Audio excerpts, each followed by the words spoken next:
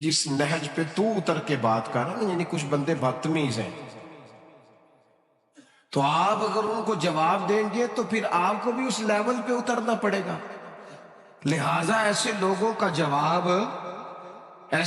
جواب یہ ہوتا ہے کہ یار تیری حیثیت نہیں ہے، ہمارا سٹیٹس نہیں ہے تیرے جیسے آدمی سے بات کرے، تیرا وہ لہجہ نہیں ہے۔ وَإِذَا خَاطَبَهُمُ الْجَاهِلُونَ قَالُوا سَلَامًا، جب جاہلوں کے ساتھ مقابلہ ہو تو انہیں سلوٹ کیا جاتا ہے۔ ہم یہ کرتے ہیں کہ ہمارے شخص کی سطح پر اتر کر اس سے کلام کرتے ہیں۔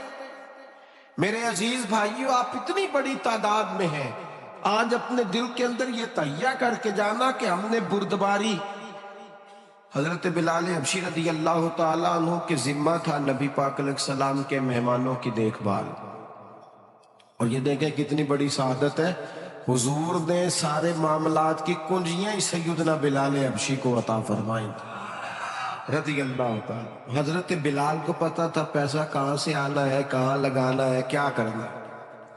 مہمان آتے تھے تو آپ کو پتہ ہے حضور کا فقر مبارک اختیاری ہے، پسند ہے نبی پاک۔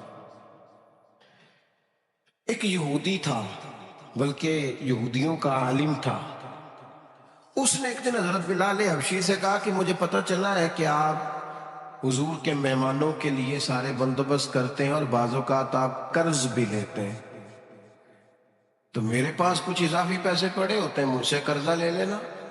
حضرت بلال نے کہا ٹھیک ہے، قرضہ اس سے لے لیا، ایک مقررہ میعاد، ایک وعدہ اس کے ساتھ طے ہو گیا۔ سیدنا بلال حبشی رضی اللہ تعالیٰ عنہ نے وہ پیسے لا کے مہمانوں پر خرچ کر دیے۔ ابھی اس وعدے میں نہ پیسے لوٹانے میں کچھ دن باقی تھے، نبی کریم علیہ السلام، سیدنا فاروق اعظم، چند اور صحابہ مدینہ منورہ کے ایک چوک میں موجود تھے، تو وہ یہودی مطالبہ کرنے آ گیا۔ آپ کو میری پوری بات کی سمجھ آ رہی ہے؟ یعنی ابھی جو معاہدہ ہے، جو طے شدہ تاریخ ہے، اس میں دن باقی ہیں۔ اس نے آ کے کہا میرے پیسے دیں،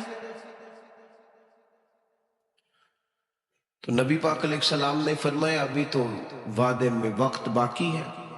اس نے معاذ اللہ سخت باتیں کرنی شروع کر، سخت۔ اب آپ کے پاس دلیل بھی ہو، آپ سچے بھی ہو، وعدے میں ٹائم بھی ہو، تو کسی کی سخت بات سنی جاتی ہے، اور جہاں وہی وعدہ آئے گا تو دیکھی جائے گی تیری اتنی جرت۔ اب جب اس نے سخت بات کی تو سیدنا عمر فاروق نے تلوار پہ ہاتھ رکھا۔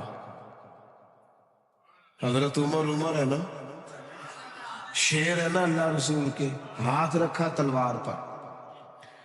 تو نبی پاک علیہ السلام نے فرمایا عمر جلدی نہ کر، بڑی بردباری سے، حلیمی سے، اطمینان سے، سکون سے۔ حضور فرمانے لگے عمر اس نے پیسے لینے ہیں، وہ مطالبہ کر سکتا ہے، تمہیں چاہیے تھا کہ تم اسے کہتے ذرا نرمی کر، مجھے کہتے پیسے ادا کر دے۔ حضور فرمانے لگے اب اس طرح کرو، اس کے ساتھ جاؤ، فلاں جگہ کھجوریں پڑی ہیں، جتنا اس کا قرض ہے اتنی کھجوریں توڑ کے دے دو، اور یہ جو تم نے تلوار پہ ہاتھ رکھا ہے نا، اسے ڈرایا ہے، تھوڑی کھجوریں زیادہ بھی دے دینا۔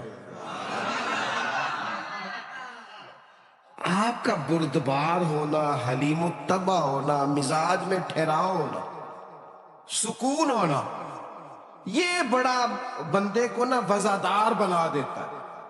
آپ ہر شخص کے لیول پہ اتر کر جھگڑا نہ کریں۔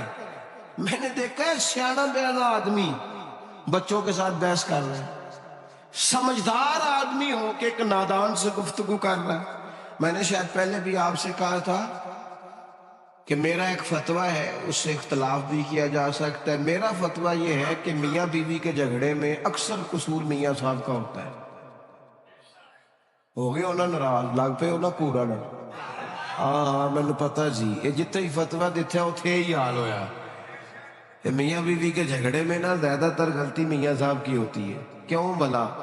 اس لیے کہ عورت بیچاری کی عقل ناقص ہے، اس کی عادی ہے، وہ پورا سوچنا بھی چاہے تو شعوری طاقت اتنی بلند نہیں، تو میاں صاحب کی تو پوری ہے نا، تو پھر جھگڑا ختم کس نے کرنا تھا؟ تو جی میاں صاحب آکھن تینوں آج ٹھیک کر کے ہی چھڑنا ہے، تو یہ تو غلط بات ہے نا بھائی۔ آپ یہ دیکھیں کہ اللہ تبارک و تعالیٰ نے مرد کو عورت پر افسر بنایا ہے. آپ کو چاہیے تھا آپ کا حوصلہ بھی بڑا ہوتا، آپ دلیر ہوتے، بڑی ساری غلطیاں درگزر کرتے، محبت کا لہجہ اختیار کرتے. آپ کو یہ حق حاصل ہے نہیں تھا کہ آپ بے جا سختی کرتے. آپ کی توجہ ہے میری بات پر؟ نبی پاک صلی اللہ تعالی علیہ وسلم نے کمال بردباری کے ساتھ فرمایا کچھ زیادہ بھی تھا. حضرت عمر ساتھ لے گئے، کھجوریں تول تول کے دی. حضرت عمر کہتے ہیں اب حضور کا حکم تھا تھوڑی زیادہ بھی دی، لیکن وہ سیدنا عمر کے مزاج میں جلال تھا. فرماتے ہیں وہ مجھے کہنے لگا عمر ایک بات کرنی تھی. کہتے ہیں مجھے غصہ تھا، میں اس کو پر نرمی کر ہی نہیں رہا تھا. میں نے کہا جی کیا بات کرنی تھی؟ کھجوریں لے جائیں، آپ کا کام ہو گیا.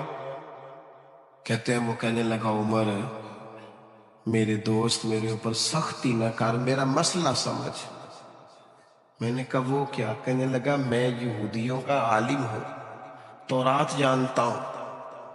میں نے نا تورات میں آخری نبی اللہ کے محبوب علیہ السلام کی جتنی شانیں پڑھی تھی نا وہ ساری رسول پاک میں موجود ہے.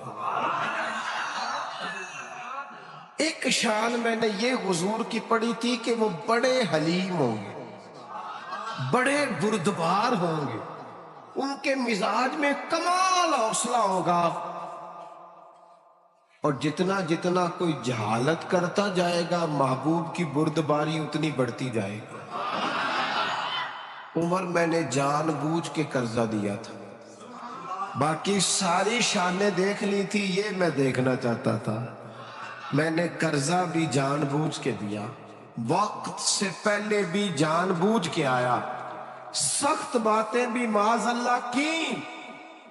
لیکن جب رسول پاک صلی اللہ علیہ وسلم کی بردباری، حوصلہ اور وفاداری دیکھی تو عمر اب تو مہربانی کرنا، مجھے لے چلنا، لے چلنا، مجھے نبی پاک سے معافی بھی لے کے دے دے اور رسول پاک کا کلمہ بھی پڑھوا دے. میں تیریاں ویخ کے ادامت مرید ہو گئی. اب نا یہ علم، یہ بردباری، یہ کمال، یہ وزاداری، یہ ٹھہراؤ، یہ حسن، یہ تازگی، یہ رسول پاک کی عظمتوں کی بلندیاں، میرا تو دل کرتا ہے اب قربان ہو جاؤں حضور کی ہر ہر ادا پر. قربان تھوڑا نا مزاج میں بردباری لائیں، حوصلہ لائیں. کوئی ضروری ہے ہر سوال کا جواب ہم نہیں دینا ہے؟ نہیں سمجھ آئی بات کی؟ کوئی ضروری ہے کہ جو بندہ جو بات کرے گا ہم اس کی سطح پہ اتریں گے؟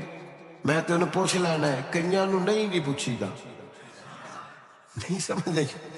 مجھ کو کہتا ہے جا بھائی، میں اکثر دوستوں سے کہتا ہوں ساری عدالتیں خود نہ لگاؤ، ایک عدالت قیامت والے دن بھی تو لگنی ہے نا. کچھ فیصلے اس عدالت پہ بھی چھوڑ دو، کچھ چیزیں اللہ تبارک و تعالیٰ کی بارگاہ پر چھوڑ دو. ہمارا ایک تو استقامت کا مزاج نہیں، دوسری بردباری نہیں، اور تیسری بات بس اسی پر میں نے اپنی بات کو سمیٹ دینا ہے. تیسرا ہمارا مسئلہ یہ ہے کہ ہمیں نہ صرف اپنے جذبات کا احساس ہے. اللہ کرے اتنا بڑا اور اتنا خوبصورت اجتماع ہے، آج میں اپنی اور آپ کی کچھ تربیت کر پاؤں. خود غرض ہوتے ہیں وہ لوگ جو صرف اپنے بارے میں سوچتے ہیں، خود غرض ہوتے ہیں جو کسی کے جذبات کا احساس نہیں کرتے. مومن کی شان یہ ہے کہ وہ دوسروں کے احساسات کا، جذبات کا خیال رکھتا ہے.